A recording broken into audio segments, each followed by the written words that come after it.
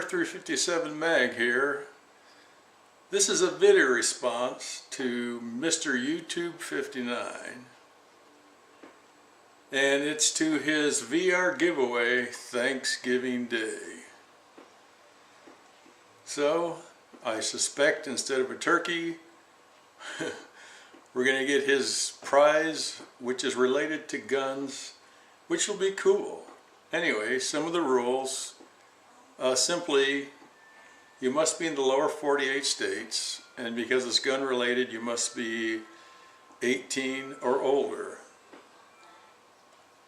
And what he's looking for is a couple of your memorable experiences from your past. And if you're a military or ex-military, there's separate requirements. I'm not ex-military, so I've always been a civilian, but let me give you two of my most memorable experiences. First one is when I was in high school. I had a friend of mine whose father worked for NASA. My father worked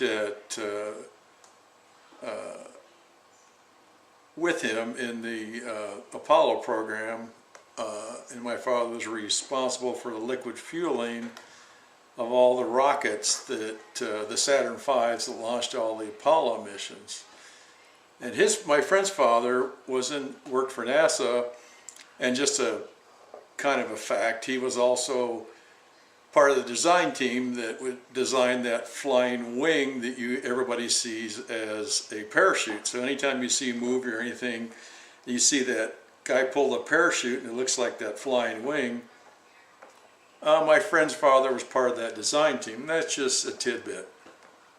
Anyway, so his father got us some VIP passes so we could go out and watch where the Saturn launches. So that was really cool. So we went out there and we could go out in the Saturn. We were a couple miles away, but the Saturn missile was about that tall, and we were standing up, and when the missile takes off, there's this huge plume of fire underneath it, and then it starts taking off, and because of the speed of sound is slightly delayed, then you feel this wave of boom, boom, boom, boom, and the ground starts shaking, and it damn near just knocks you off your feet. It's something you'll never forget. So that was a special moment in my life, and I'll never forget that. So life progresses on, and I ended up working on the International Space Station program. So we were working with NASA on that, and we had launched a few of the elements up there, and then we had the first launch coming up for the USO, or the United States first segment that we were going to deploy as we assembled a space station. So my boss comes up to me one day and says, "Hey Greg, I got news for you." I go, "Yeah, what is it?" He says, "Well, you've been selected as the one supervisor that works on this program that, because of the kind of work you do, would never get recognized for the effort you put out. So I nominated you, and you won the most unrecognizable person that would never get recognized, that did a great job, so you're getting recognized." And so they sent me to Kennedy Space Center for 3 days to see the launch of the space shuttle for the first U.S. segment that's going to go up in the space station. So I could invite somebody, and my wife was busy at the time, couldn't go, so I invited my father, which you heard in the previous story was supervisor over the liquid fueling of all the Saturn launches, which one of the ones I went to.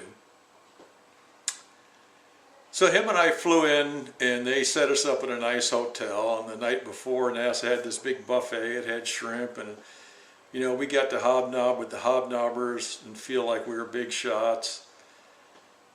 And then the next day was the launch. Well, it got delayed, so the launch never went off. And so the next day was the launch, and we went out there, and you know, again, about in the distance, it was the same place for the VIP launch. So there's the space station out there, the space shuttle, it was about the same size as the old Saturn missile.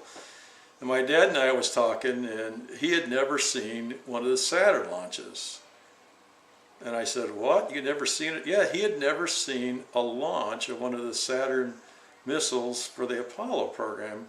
Because when you're in charge of the supervision of the liquid fueling of those rockets, you're underground in a bunker. And so he had never seen a launch. So this was his first launch. So that was really exciting. Plus we met one of the ex-chief engineers we'd both worked for on and off on the B-1B avionics program when I worked at Air Force Base. So it really worked out well. So those are two of my many most memorable moments that I will disclose, but they're all space related. So hopefully that fits the bill. Anyway, this is Hammer 357 Mag. Thank you for your time. Have a great day. And remember, long live rock and roll and the American dream.